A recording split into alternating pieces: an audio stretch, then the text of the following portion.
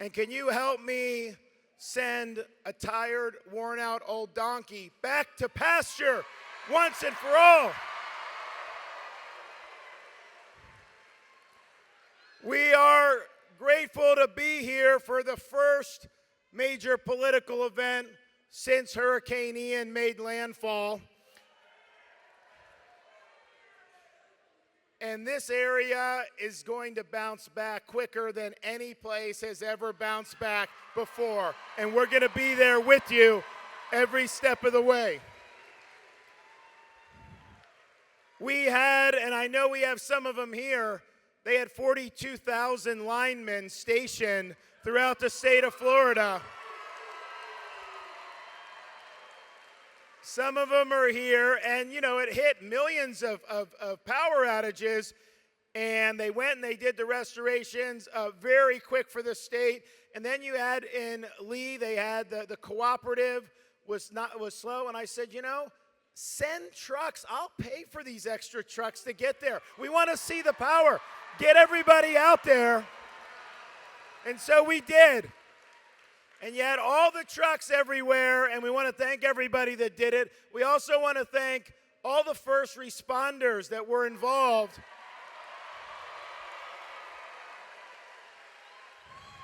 They did thousands of rescues. You still had tropical storm winds, and you already had urban search and rescue going in. You had Coast Guard, Florida National Guard, Fish and Wildlife, Lee County Sheriff, local law enforcement. Thank you for what you did, and thank you for saving lives.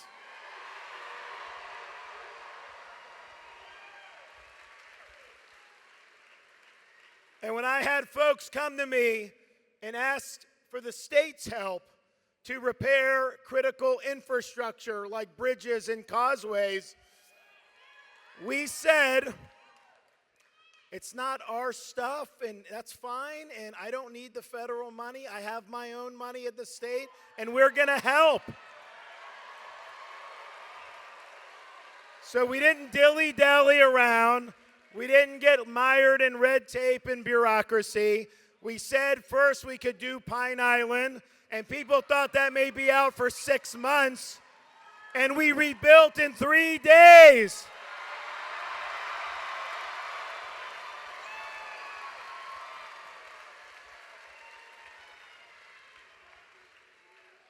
We also had a lot of generosity has been harnessed to help folks who've been affected by this. And really the ringleader for all of this in the state of Florida, for the Florida Disaster Fund, is our First Lady and my wife, Casey DeSantis. I want her to come up here.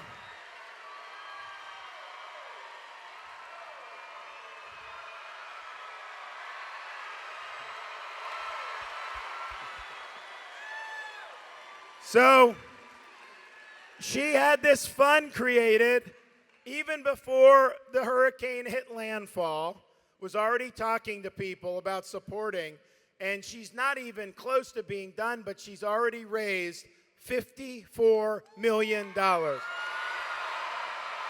Take it away. First of all, let me just say, do we not have the greatest governor in America?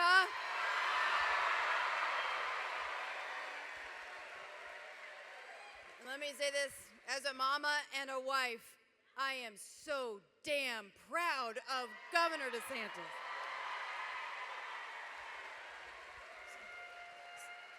So real quick, about 4 months ago, we went on a mission to sign up mamas and grandmamas across the state of Florida. We had a goal of signing up 1 million, and people were saying it couldn't be done. You can't sign up 1 million mamas to support Governor DeSantis for re-election.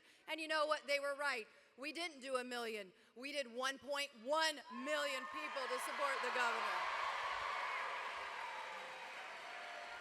So get out and vote and re-elect Governor DeSantis.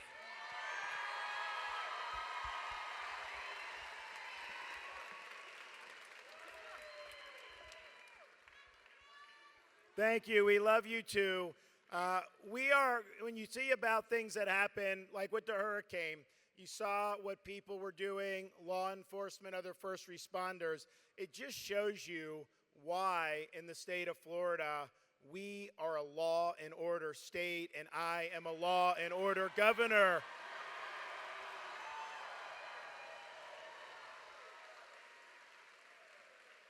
Don't try to loot here in the aftermath of a disaster.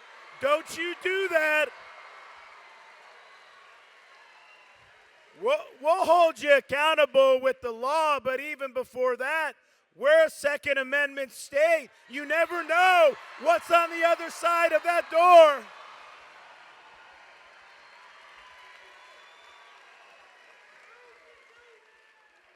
And we are not going to allow any of these local governments around the state of Florida to defund our police. Not going to happen.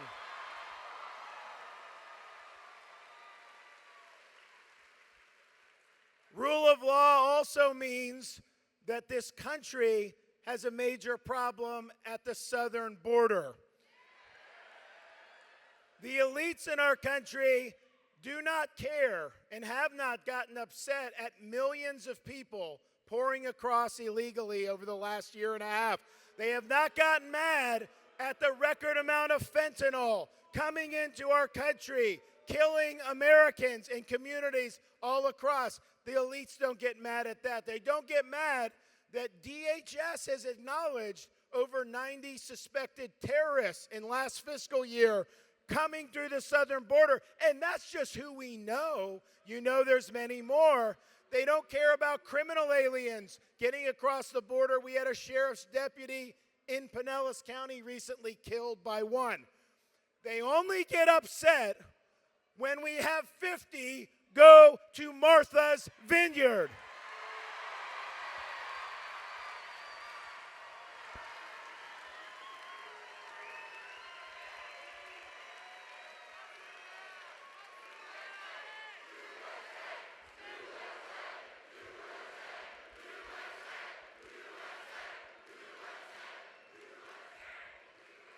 But you notice, even though they claim to be a sanctuary jurisdiction, when they had just 50, and these border towns have thousands of people coming in, and they're very poor, they're very wealthy island with 50, what did they do? They called out the National Guard, and they deported them off the island the next day.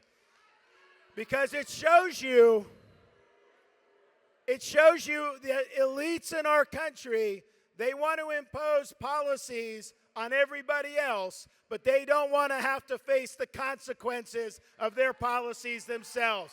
They don't want to do that.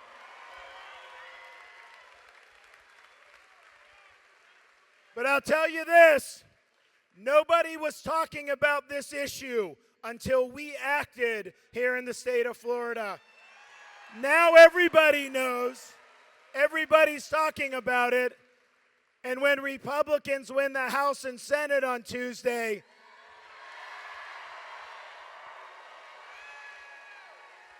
they better get into office and damn well do something about it.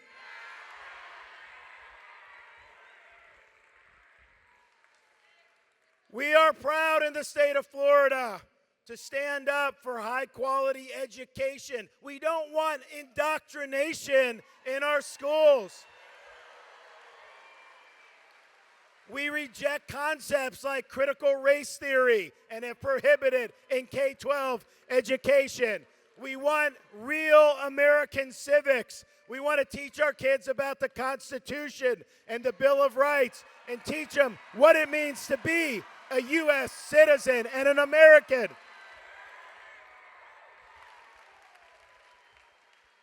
And we are going to make sure that young kids in elementary school are not having inappropriate material shoved down their throats.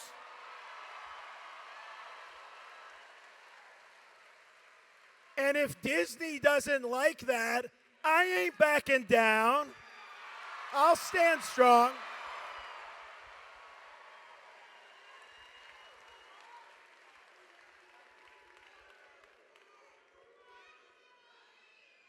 Now, how many of you have already voted? How many of you are going to vote between now and Tuesday? Okay. Now, you know, in Lee and Charlotte, you can vote tomorrow or Tuesday. And what I would tell you is this: you have 12 sites. You still got a lot of people that are going to vote. Tuesday may be more crowded than you're used to on election day. If you go tomorrow, you get it done and you don't have to worry about it. So get there tomorrow if you can, Tuesday if you must. But we need everybody to come out and vote because our mission is very simple. We had to face what other states faced when COVID came, and we were not going to let this state descend into some type of Faucian dystopia where people's rights were curtailed and their livelihoods were destroyed. We stood up for people's jobs. We protected businesses. We made sure kids could be in school. We banned vaccine passports.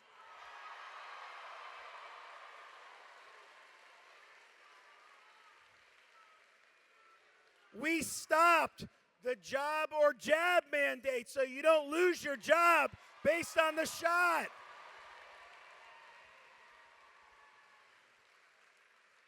And even though the CDC has now added to the childhood immunization schedule COVID jabs for kids, we already knew that this could happen, and so we prohibited any COVID mandate for school children.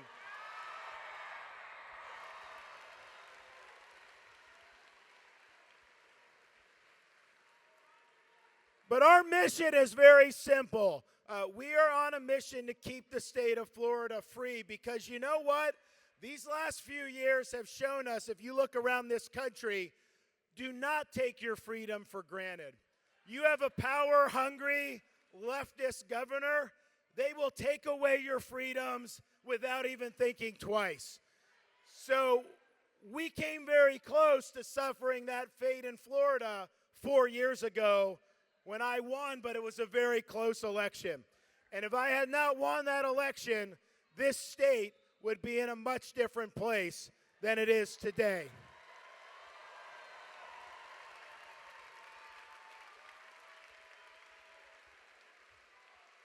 So don't get complacent and don't take anything for granted. And yes, I want your support, but I also want you to support good candidates for all the different offices in the Congress with Byron Donalds, in the state legislature.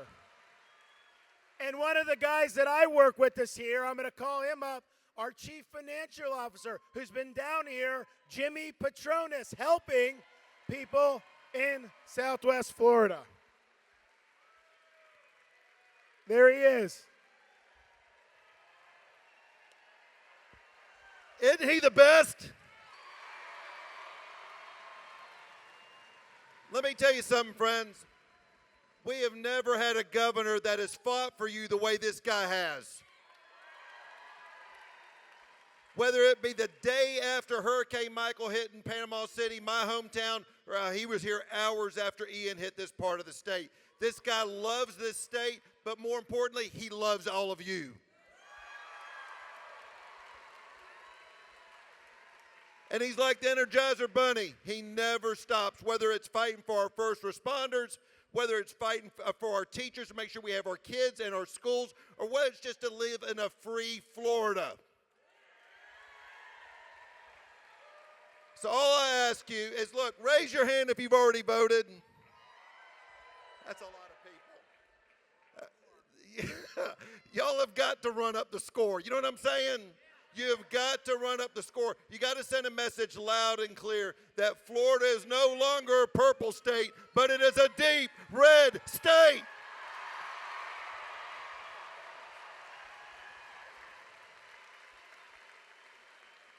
So we got a lot of work to do in the next 48 hours. We want to see everybody here making their voice heard. We are standing up for the right things. We are standing up for the principles that made this country great. We are standing up for common sense, and we are standing against woke ideology in all its forms. We fight the woke in corporate America. We fight the woke in our schools. We fight the woke even in medicine. We will never, ever surrender to the woke mob in the state of Florida. So are you ready to make your voice heard on Tuesday? Are you ready to re-elect me to another term? And are you ready to keep Florida free? Thank you. God bless you all.